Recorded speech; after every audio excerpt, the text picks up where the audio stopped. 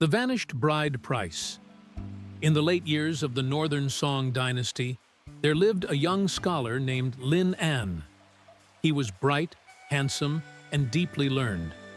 But poverty clung to him like a second skin. His widowed mother wove cloth to keep food on the table, while Lin An buried himself in books, hoping the imperial examinations would one day bring fortune and honor. In the same town lived the daughter of a wealthy grain merchant, Miss Zhao Yan. She was famed for her beauty, wit, and gentle manner. Though her family was wealthy, she never showed disdain for those of humble background. When Lin An and Zhao Yan first encountered each other, he returning borrowed books to her uncle, she standing under a blooming pear tree, their eyes lingered just a moment too long. From then on, fate had cast its net. But love seldom runs smooth when money weighs upon it. Lin An was bold enough to send word of his feelings through a trusted go-between. To his astonishment, Zhao Yan replied in secret, "My heart already leans toward you." Encouraged, Lin An petitioned her father, Merchant Zhao, for her hand. The merchant, stern and shrewd, laughed bitterly. "Young scholar, your books may fill your head, but can they fill her stomach? A girl of my house cannot marry into poverty. If you wish to marry my daughter, bring forth 100 taels of silver, 10 bolts of fine silk, and gifts worthy of her station. Then we shall speak." To demand such a sum from a struggling scholar was cruelty itself. Yet Zhao Yan's eyes told Lin An she would wait. So he vowed to do the impossible. Lin An sold his meager possessions, borrowed from distant relatives, and even pawned the land on which his mother's hut stood. Slowly, painfully, the coins and silks piled up. Word of his devotion spread, and even the townsfolk whispered in admiration. At last, after more than a year, the bride price was ready. Red lacquered chest, sealed and bound with ropes, was delivered to the Zhao household. The wedding day was set, and joy blossomed in both hearts. But on the eve of the wedding, calamity struck. When the chest was opened for the ceremonial inspection, it was empty. The silk was gone, the silver vanished. Only scraps of straw lay at the bottom. Panic erupted. Merchant Zhao raged like thunder. "A fraud! This scholar tricked me!" The servants whispered, and soon all the town spoke of Lin An's disgrace. Zhao Yan wept, protesting his innocence, but even she could not explain how the fortune had disappeared overnight. The wedding was called off. Lin An stood before the Zhao household, humiliated beyond words. "By heaven, I swear I placed every coin, every bolt within that chest. Someone has wronged me."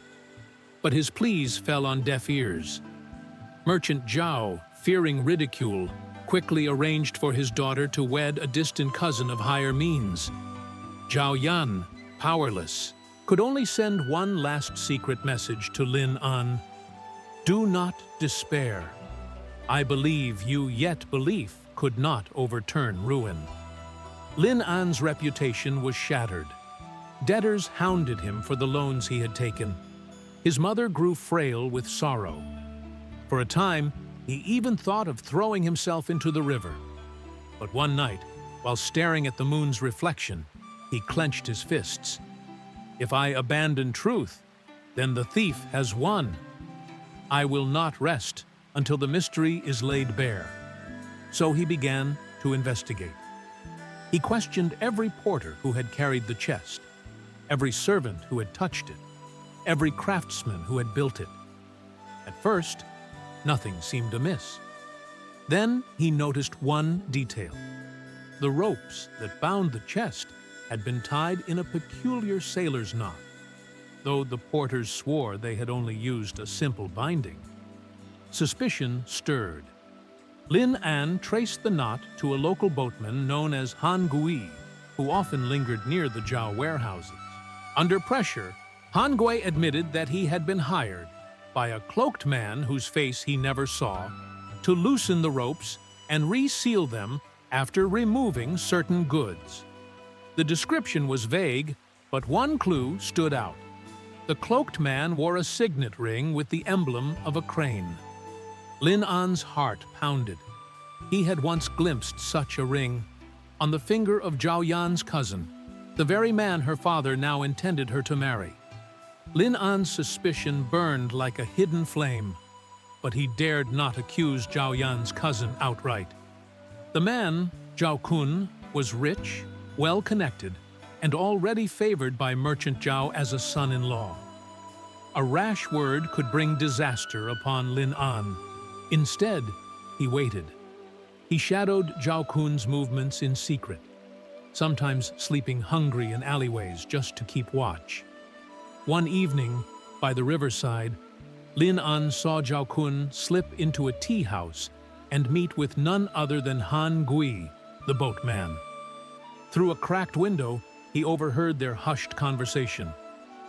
"Did anyone trace the knot back to you?" Zhao Kun muttered. Han Gui shook his head nervously. "The scholar came asking, but I told him nothing certain." "Still, I fear he suspects," Zhao Kun sneered. "Let him suspect. Who will believe a beggar scholar over me? His silver has already lined my coffers. Soon enough, when I wed Yan, even his shadow will vanish from her memory." Rage boiled in Lin An's chest, but he forced himself to stay silent. Now he had the truth. Yet truth without proof was powerless. Days later, an opportunity came. Zhao Kun, proud of his new wealth, planned to host a banquet for the town gentry. Lin An, though unwelcome, disguised himself as a servant and slipped inside. When the wine was flowing and tongues grew careless, he struck. He approached the banquet table, bowed, and said loudly, "Esteemed gentlemen, a riddle for you. What kind of thief steals a bride price, ties knots like a sailor, and wears a crane upon his hand?" The hall erupted in puzzled laughter, but as Lin An's gaze swept the room, his eyes fixed upon Zhao Kun, slowly, deliberately, he pointed. "Such a man sits among us tonight." Gasps spread. Zhao Kun's face blanched, his hand instinctively clutching the signet ring. Someone shouted, "What proof do you have?" Lin An raised his voice. "I have the word of the boatman, who was hired with silver marked by a cut in the shape of a crescent. That very coin I hold here." He drew forth a tarnished coin, one he had secretly obtained from Han Gui, now hiding in fear. The hall grew tense. Zhao Kun sputtered, "Lies! All lies!" But the guests demanded he remove his ring. Reluctantly, he did, and beneath the ring, his skin bore the faint red welt of a sailor's rope burn, recent and undeniable. The crowd murmured like waves crashing. Zhao Kun's pride shattered. Pressed from all sides, Han Gui stumbled in, dragged forward by townsfolk who had overheard Lin An's earlier plea for help. Trembling, the boatman confessed everything. Zhao Kun's scheme was laid bare.